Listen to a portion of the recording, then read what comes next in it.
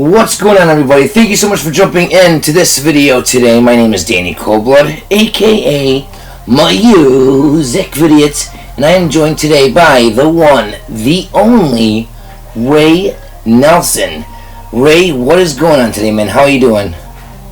I'm doing fine, and I'm very flattered that you called. Oh, no problem. I'm very flattered that you're willing to do this interview with me. For everyone that doesn't know, Ray Nelson is the author of the short story 8 o'clock in the morning and other short stories as well. But today we're going to ask him a couple questions based on that short story itself. Now, Ray, when I read the short story 8 o'clock in the morning, I was kind of taken back by it because it was written in, I believe, 1963? Looking at today, that's like you predicted the future in so many ways, because that's like kind of what is happening in today. What inspired you to write such a story like that? Well, I sort of saw today coming. I saw trends and I carried the trends out. And the first version is the short story that you know about, and you may not know that I also did it as a comic book. And then, finally, I learned that Hollywood reads something. They read comic books, because I got a call from my agent that they were looking for me and wanted to talk contract. And so I called them, and we were off and running. That's insane. That's insane. I was going to ask you a quick question. Now, you told me off camera that you and John Carpenter actually scripted the movie They Live, right? Like, he made that movie based on your short story, but you actually helped make with that movie. Well, Frank Armitage is the name that the movie is credited to, and that is really me and Roddy Piper and John Carpenter, but I was the only one who actually wrote anything. But we all wrote under that pen name, Frank Armitage. Okay. So I was going to ask you a question. I read the short story. I actually liked the short story a little bit better than the movie because of the way that the creatures were. In the movie, they were aliens, but in the short story, they were reptilian humanoids almost, in a way. What's the reason why it changed from reptilian humanoids almost into aliens? Is there a reason why there's a difference in there, or is it just creative editing on the director's part? It was budget. It was cheaper to do the monsters looking pretty much like human beings.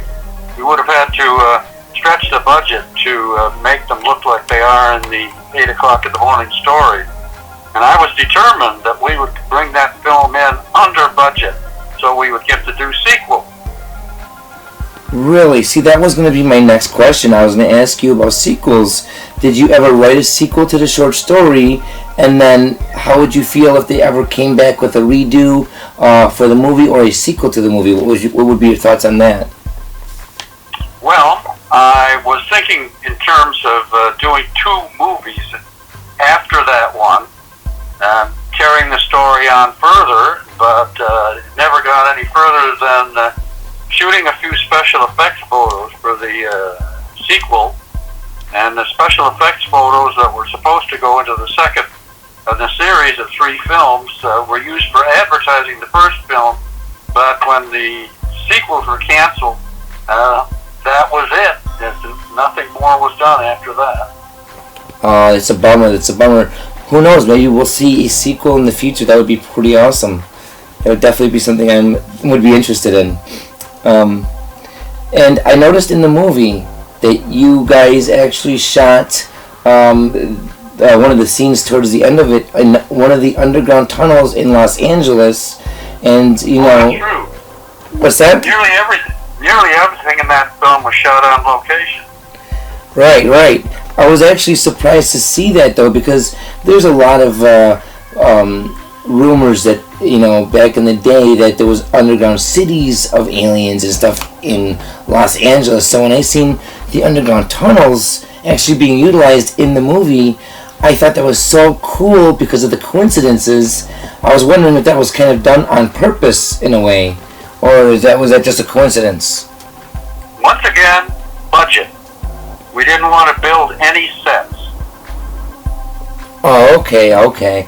So that's just awesome that worked out that way, because I thought to myself, that's the perfect place to put that, because of the rumors of underground cities with reptilian humanoids and stuff like that in the city. Well, I had in mind that doing 3 movies, one right after the other, carrying the story further, and so I wanted to keep the budget low, and we did bring it in way under budget.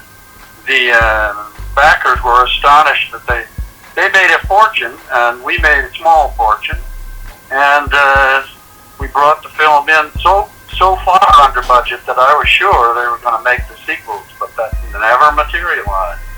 The last question I have to ask you today is, was there ever a time in your life where you kind of seen yourself as the main character in your own story, that you might have went against what society wanted you to do, that you seen as the right move, or any kind of life-changing moments that you can kind of relate yourself to where that story could have came from, or that you can say that you've been through? Anything like that?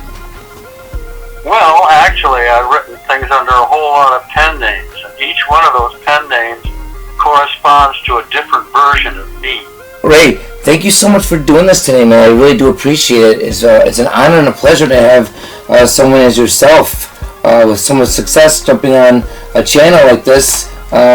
It's really my honor and pleasure having you today, so I want to thank you very much, and hopefully one day in the future we can get together and do another discussion based on another one of your works, if you wouldn't mind. I'd be delighted. Alright, well, thank you so much, everybody. That was Ray Nelson, and definitely check out his works if you have not yet. I'll put the links in the description and everything on the screen here, so thank you guys so much for joining. And Ray, until we meet again, man, thank you so much. Take it easy, Tata, and as always,